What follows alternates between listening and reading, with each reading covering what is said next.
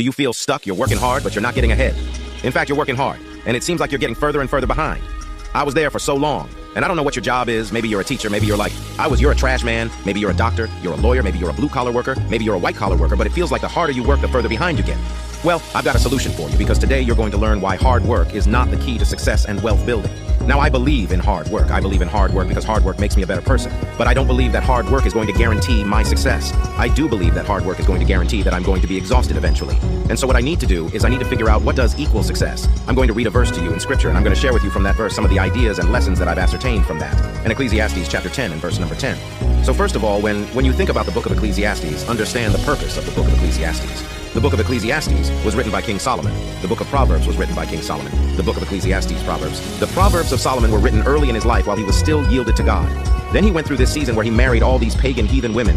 He let them turn their hearts away from God, turned his heart away from God, and then after that he let them turn his heart away from God. Then he came back to his senses and he repented at the end of his life. And he wrote this book called Ecclesiastes. This book of Ecclesiastes is written by a guy who loved God, backslid, came back to God, and now has a new perspective on life. And so the theme of the book of Ecclesiastes is this: if you live your life for life under the sun, you've wasted your life and tortured yourself. That's the theme of the book of Ecclesiastes. That's why it says over and over, this also is vanity empty. It's waste and vexation of spirit, torment, torture. So if you live your life only for the things that happen under heaven, under the sun, you've wasted your life and tortured yourself. That's the theme of the book of Ecclesiastes. And it ends with, let us hear the conclusion of the whole matter: fear God. Keep his commandments, for this is the whole duty of man. So that's the conclusion that Solomon came to at the end of his life. So Solomon was the wise man.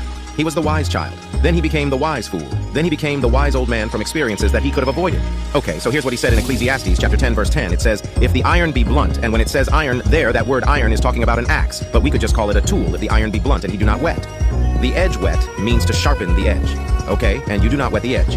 Then must he put more strength, but wisdom is profitable to direct. What does that mean? It means if a person is chopping down a tree, they're chopping down a tree with an axe. If they don't sharpen the axe, they're gonna have to put more strength into chopping down the tree with a dull axe. It's harder, you're gonna work harder chopping down a tree with a dull axe than you are strapping down a tree with a sharp axe. So what he's saying is don't work harder for hard work's sake, sharpen the axe. And then it says wisdom is profitable to direct. So there are some things that we can do to sharpen the axes, the tools that we have in our toolbox.